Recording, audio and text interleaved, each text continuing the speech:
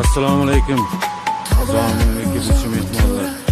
Mana bugun 29-may soat 7:26 Daryolar uzoq oqar, qayerga yetishini aytmas.